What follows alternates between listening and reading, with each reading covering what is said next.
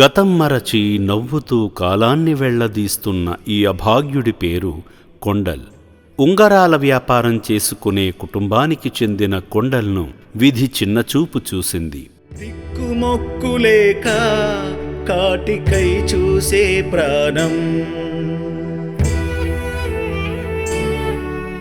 గతంలో జ్యోతిష్యం చెప్పే కొండల్ తన జాతకం గ్రహించలేకపోయాడు. మతిస్థిమితం కోల్పోయి ఇల్లు వదిలేసేలా చేసిన ఆ పరమేశ్వరుడు కాపాడడంతో శ్రీ శంకర గురూజీ స్థాపించిన అమ్మా నాన్న అనాథ ఆశ్రమానికి చేరుకుని అక్కడే ఆశ్రయం పొందుతున్నాడు.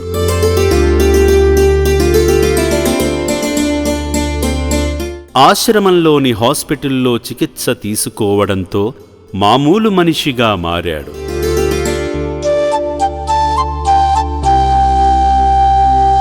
చాలా రోజులుగా తనలో ఉన్న గానకళను ప్రదర్శిస్తూ ఆశ్రమంలోని తోటివారిని అలరించేవాడు. మెచ్చరివారు ఆ సుందరాముని చూడు, మా తల్లి సీతమ్మ తోడు, శ్రీరాముని చిరునవ్వుగా వెలుగొందిన సీత, ఆ దేవుని వెనక తన పని చేయును మాట.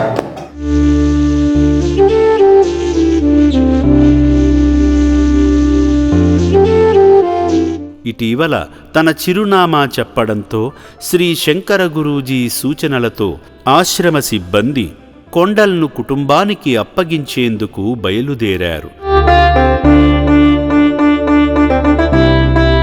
మార్గ మధ్యలో ఇంటి చిరునామా మరోసారి అడుగగా మతిస్థిమితం నుండి పూర్తిగా కోలుకుని కొండల్ చిన్నపిల్లాడిలా పొంతనలేని సమాధానాలు చెప్పాడు.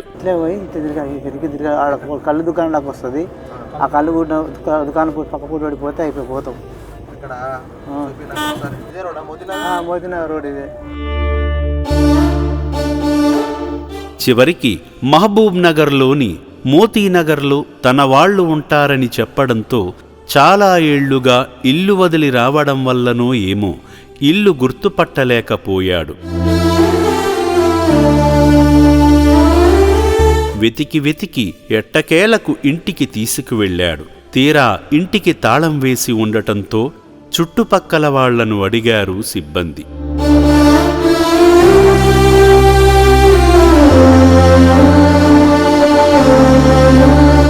ఏమవా పెంటావా, బాగున్నావానే? బాగున్నా. తెలుసా అమ్మ మీకు? తెలుసు. ఏం పేరు? ఏ పేరు? కొండయ్య. కొండేనా? ఏమవుతుంది నీకు? నాకు సొంతం ఆడబిడ్డ కొడుకు వాడు. వాని ఇల్లు ఆడ ఉంది అవుతుంది. ఆ లాస్ట్ ఇల్లు అదేనా? కొండల్ బంధువు అయిన అంజన్న అక్కడకు చేరుకుని కొండల్ మా చిన్నమ్మ కొడుకే అని తన పూర్తి సమాచారాన్ని సిబ్బందికి వివరించాడు.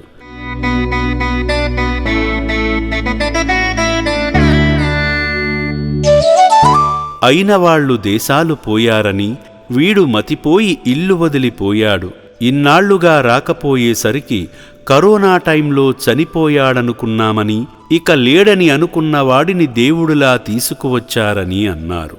నా పేరు అంజయ్య, ఇది మోతేనగరు, మా చిన్నమ్మ కొడుకు వాళ్ళది ఇల్లు అది. అయితే ఇక దేశాలు తిరిగేటోళ్ళం మేము. ఇక అందుకే ఇలా అన్న దేశం పోయిండు అంటే 2 సంవత్సరాలు అయిపోయా. ఇప్పుడు వచ్చిండు, లేడు అనుకున్నాం, ఎక్కడ పోయిండు అనుకున్నాం.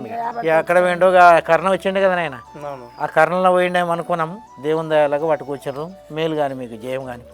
అనంతరం కొండల్ను అప్పగిస్తున్నట్లుగా పత్రంపై సంతకం పెట్టించుకొని అంజన్నకు అప్పగించడంతో కొండల్ కథ సుఖాంతమైంది.